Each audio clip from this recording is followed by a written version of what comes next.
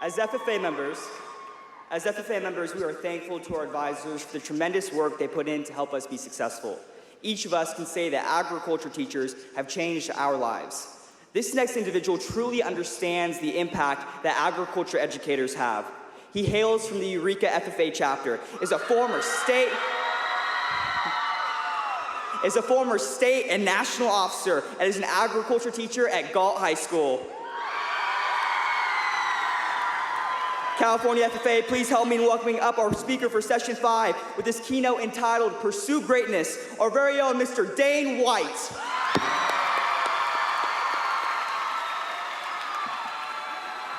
All right. I know it's an early morning, so good morning. Thank you. It's how I like to start my classrooms off as well. In fact, usually in my classroom, I also say, please put your phone away and please don't talk while I'm talking. So that's for you kids. I'm going to give it to everybody else as well. All right, thank you, Deepak, very much for the very, very kind introduction. And there's a few things that you can say now that you know about me, but I think it's important to share with you a few other things as well. Because, sometimes when we learn new things, it sort of shifts our perspective on what we think we know. First and foremost, thanks to this keynote address, I have had run-ins with the law this week. In fact, I've had 3 of them, and they began the other evening at our hotel. So, to be totally honest, as a moderately busy ag teacher, I hadn't really given a lot of time to the keynote because I was worried about accomplishing some other things. So we get down here to state conference, and I think, all right, it's go time. I got to make this happen. So midnight the other night, I'm out in the parking lot, and I'm practicing. And I'm really trying to get in my zone, making everything happen. And the next thing I know, I see somebody beelining it at me. I mean, straight up walking like a man on a mission. And so I'm like, uh-oh. I have to square up against this fool, and obviously me squaring up is not going to be that impressive. Let's just be honest about that. But I'm ready to chunk it if it goes down, And I'm like, all right, this guy's coming at me, and then there's a flashlight right in my face, and I hear, sir. Okay, well, I'm not really sure why the man who wants to fight me is calling me sir. He's very polite. Thank you. Yeah, what's up? And he's like, we have reports from some people in the hotel that there's a crazed homeless man shouting in our parking lot. Stoked. Thank you, keynote address. Being confused with a homeless man. Good stuff.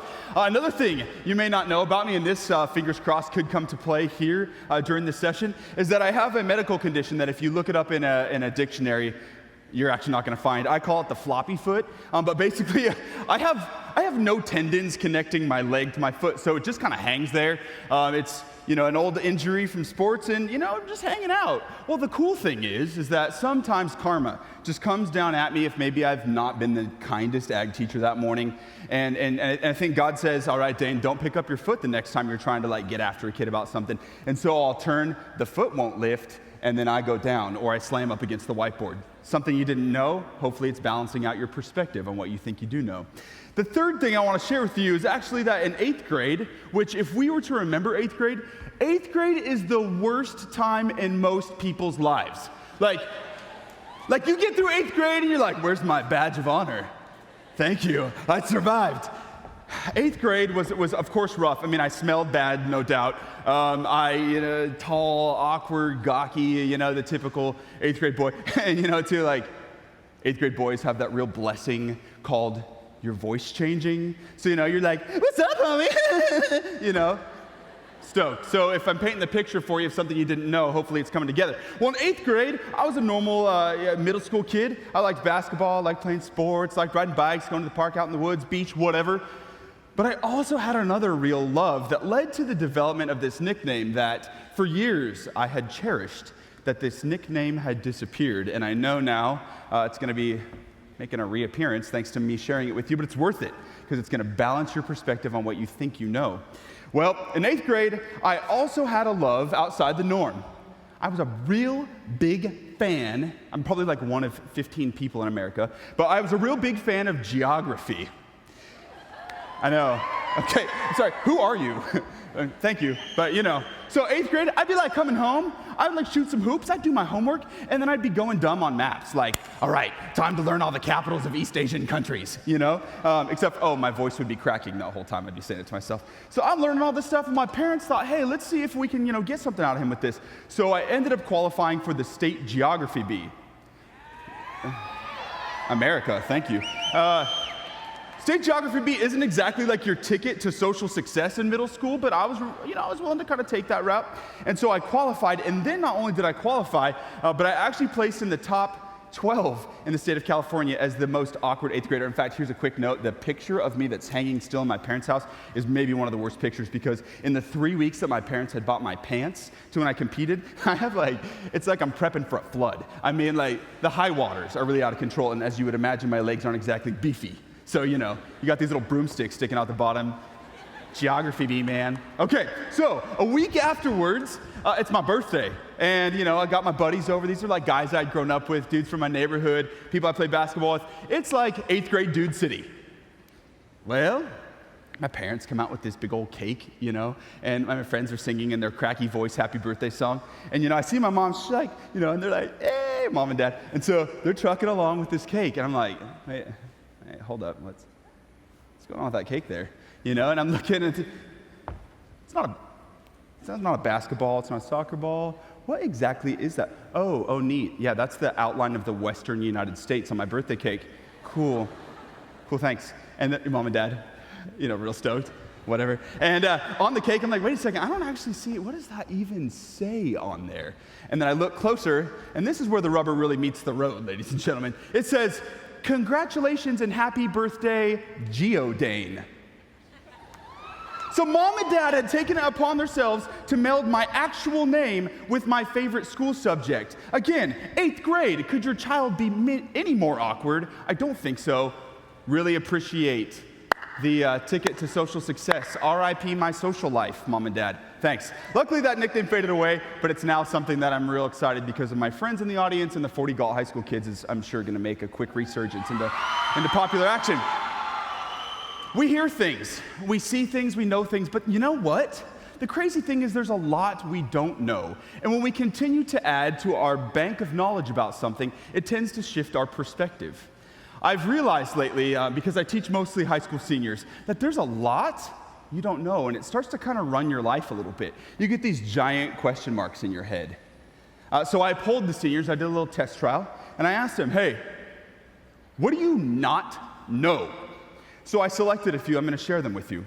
What I don't know is how to manage my life, how to pay bills, and how to motivate myself to actually do things that don't involve Xbox. What I don't know is, will I still be close to my FFA friends 10 years from now? What I don't know is if my parents will ever get to come back to the United States. What I don't know is how I'm going to provide for myself and my mom someday. What I don't know is if I'll ever be good enough for people in the future. You're going to start hearing a trend. What I don't know is what kind of job I'll have, how I'll even be able to do laundry by myself, and if I'll ever be able to own a large rodent. Baffling, but okay, I guess if that's really important, right on.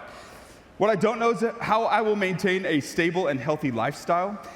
What I don't know is if I'm gonna do well enough. I don't know what I want to be someday. I don't even know if it's really worth trying. What I don't know is if I'll love the profession I'm currently working towards. What I don't know is how an older lady I'm going to keep my eyebrows on fleek. Valid question. I have no idea what that means, so I hope it's school appropriate because I just said it in front of everybody, but right on. What I don't know is how I'll provide for my parents when they get older. What I don't know is if I'll ever be as successful as my parents want me to be. What I don't know is how to do a FAFSA, which I need to go to college, but I don't even know where I want to go to college. What I don't know is how to even open a bank account or how I'll make money. And what I don't know is if everything's going to turn out okay in the end, period, will I be able to pursue greatness for the rest of my life? So people aren't asking things like, what I don't know is what the capital of Madagascar is. Well, for the record, it's Antananarivo. You're welcome. In case you were wondering, what is the capital of Madagascar? I just enriched you.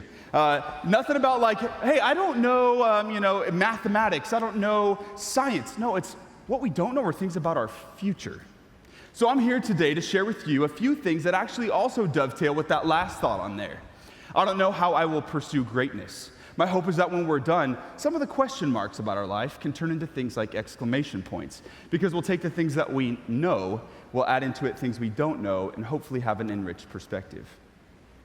What I know, without a doubt, are things that I've learned in my career thus far.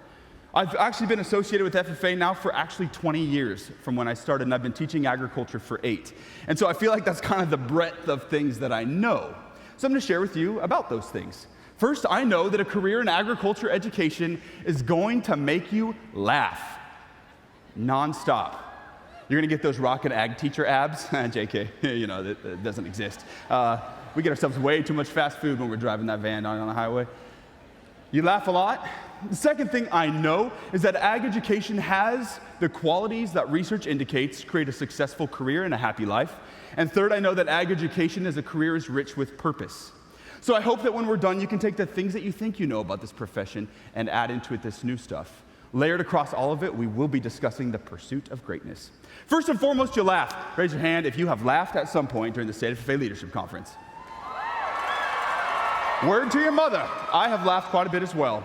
And you know what? Like many of my peers in this room, I have laughed probably not at planned jokes, but I have laughed because, well, I don't really know how to say this very tactfully, but you goons do some weird stuff. Like, there are so many times where I'm in my classroom and somebody says something, I'm like, yeah, cool. All right, man, it's cool stuff. For example, one day, this kid comes to my room, really nice kid, and he's pretty pumped up on life, and I always greet my students on their way into the room. I said, what's up, Jeremiah? And he said, hey, Mr. White.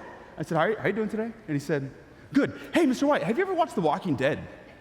And I was like, oh, sorry for the fans in the room. I haven't. And so I was like, sorry. So I said, no, buddy, I just don't have a lot of time for TV right now, and I haven't. And he was like, oh, we should watch it. It's a really good show. Okay, fast forward 24 hours. I'm in my classroom. Hey, what's up, Jeremiah? He was usually the first one there, maybe one of the first 2 or 3. And he said, hey, Mr. White, how you doing? And I said, I'm good, man. What's going on? He said, hey, Mr. White, have you ever watched The Walking Dead? And like deja vu, is this Groundhog Day? Like, what is going on? And like, buddy, I haven't. Hoping if I'm like kind and gentle, he'll remember that he already asked me the day before. And he's like, oh, you should watch it. It's a really good show, I'm like, okay. The next day shows up, and I'm actually starting to sweat a little bit at this point, because I'm like, yo, Jeremiah's gonna be one of the first ones in. If homie asks me about this TV show again, I don't know what I'm gonna do, because by this time, other kids have shown up for the show, They're like, all right, is Jeremiah gonna ask him? How's this gonna turn out? They're like opening their popcorn, waiting for it, because as you can tell, I get incredibly uncomfortable and awkward in situations. I'm like, and so Jeremiah rolls in, and he's like, hey, what's up, Mr. White? I'm like, hey, Jeremiah, what's up, man? And he's like, no, nothing much. How's your day going? He's like, good. He's like, hey, Mr. White. I'm like, no. And the kids are like, And he's like, you ever watch The Walking Dead? I'm like, buddy, I have never watched The Walking Dead. And then I had to leave the room because I couldn't stop laughing, because to this day I have no idea why he couldn't get it through his head. I've never seen The Walking Dead. And I'm actually terrified I'm going to run into him in town and he's going to ask me that same question. I'll have no idea what to do, but just laugh. Ag teacher makes you laugh. A couple years ago here at State FFA Leadership Conference, one of the coolest kids I've ever taught, her name's Fatima. She's actually here today. She was a sophomore, real stoked, and she's getting ready to compete in the veg crops contest at Fresno Field Day. And then there's like Meltdown City in Fatima's room. And I don't really know what's going on. And girls have all their issues with they hair stuff and they makeups, and I'm like, just get in the car. Like, I don't get it. Eat some food, And so, right though? So anyway, come to find out, Fatima's having an issue with her official dress, and I'm kind of nuts about official dress. I'm like, you make sure it's in your bag before we leave, And so I'm thinking like, no, Fatima's really responsible. Like, what's going on here? So come to find out, Fatima was having a hard time putting on her skirt, and I'm thinking like, oh, this is not my turf. Like, And somehow I end up getting kind of wrapped up in it. And she's like, Mr. White, I got a problem with my skirt. And I'm like, well, what's the issue? She's like, I can't get my feet to the bottom. And I'm like, you can't get your feet to the bottom of your skirt? Like, I don't really understand a lot about women's attire, but like, what I get about skirts is basically like this tube of fabric with like a zipper and some sewing. I don't know, like there's not a lot to it, and you just like hoist it through and you're good, So I'm like your feet are hitting the bottom? Okay. Flash forward an hour or so, Fatima had packed black pillowcases.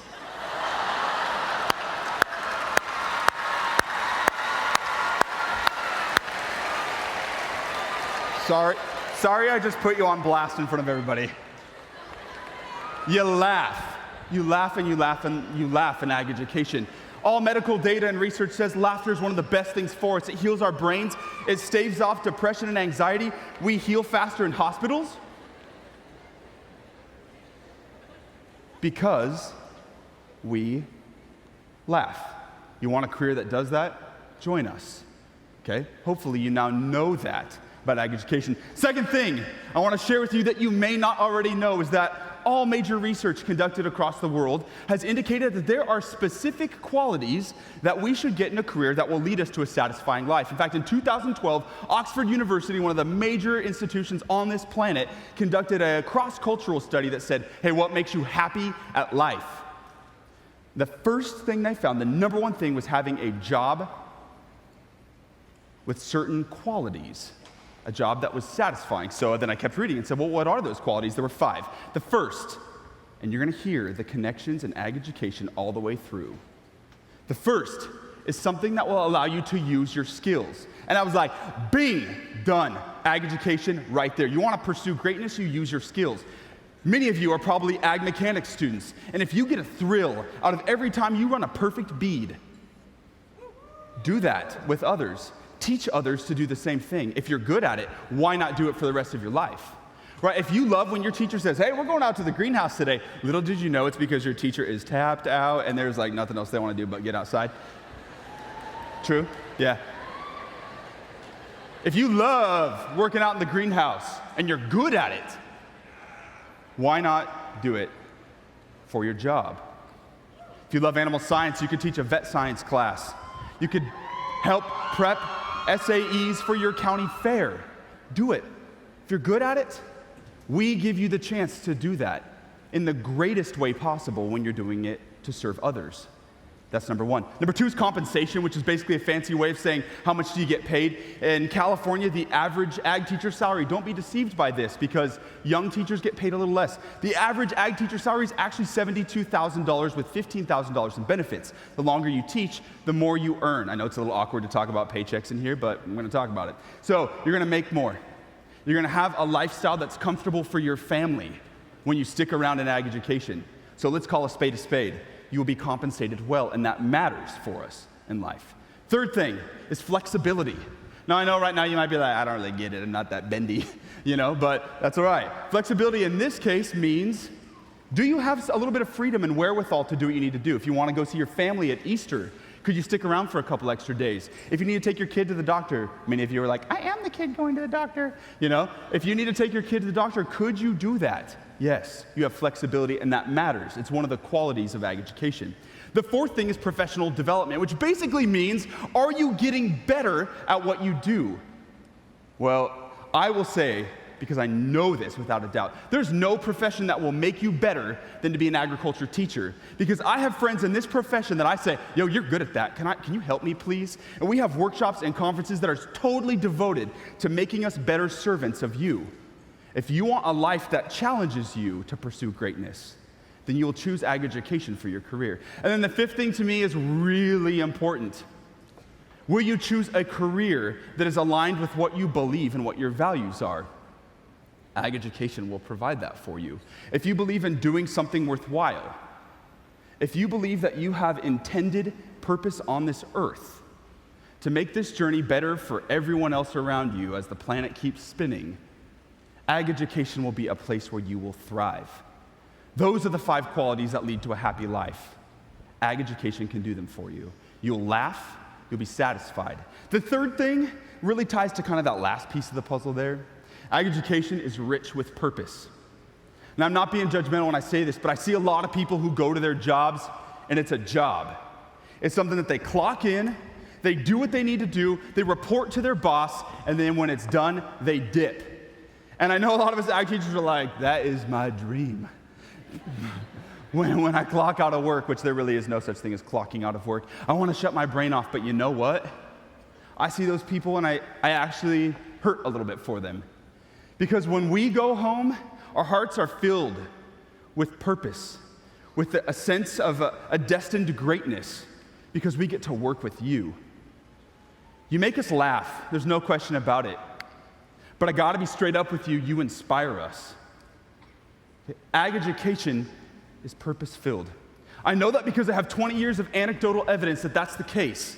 In 1995, a really skinny, awkward, remember that 8th grade boy? Just fast forward a couple months, it's me. He walked into a classroom of a lady named Sandy Lofald. That's deserved. And that kid had no self-confidence off a basketball court. He wasn't very nice to other people. He didn't really care for himself very much. He was a terrible student. I don't know what that kid would be doing if it wasn't for his ag teacher. I would imagine many of you in this room would say the same thing. I can't imagine where my life would be if that one person didn't say, hey, you know what? You could be more. I never gave Sandy a reason to say that. I was average beyond belief. I was a regular kid. I didn't come into her classroom with excellence written all over me. There was not even the attempt to pursue greatness when I started my freshman year at Eureka High. But I had an ag teacher. I had an ag teacher who said, not giving up on this dude. He has no idea who he could be. I've taught for 8 years, and every single one of those 8 years, I seek to repay her for that by inspiring my students, and in turn, having my heart filled from seeing them grow. There's nothing finer. I just can't imagine clocking in and clocking out and going home and watching TV, Walking Dead probably. At least I'd be caught up on it, all right, Jeremiah? Because when I go home, I think, what can I do better tomorrow? How can I serve better? What do I need to do differently? What did that kid need? You inspire us so much. I got a couple kids here today that I want to shout out because they inspire me. First, a young man named Carlos. Carlos is a freshman, and I'm not sure that until he joined ag, anybody had ever told Carlos how smart he was, or what a good kid he was, or that, man, you can do something that will make you proud. You know, yeah, Carlos, you're good at soccer, but you're a great young man. That's the kind of thing that inspires us.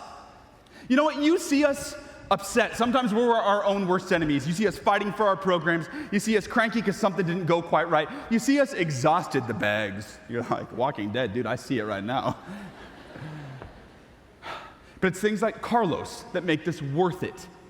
It's kids like Brianna DeMello, who when she started with us, Bri had no sense of self, zero confidence. She said, I'm never going to be good enough because I compare myself to others. And I've watched as Bri has grown because of her interactions with ag education into a young lady who understands her God-given talents and gifts that she will leave with others on this planet. I can't thank you enough on behalf of our profession for what you do to fill our hearts. Thank you for inspiring us with this purpose-filled life. You allow us to teach you to pursue greatness. Thank you.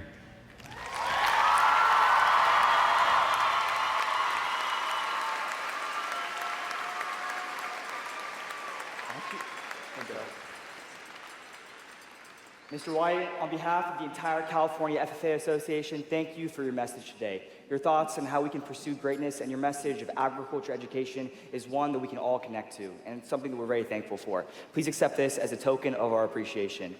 California FFA, let's give a huge round of applause to Mr. Dane White and ag teachers everywhere.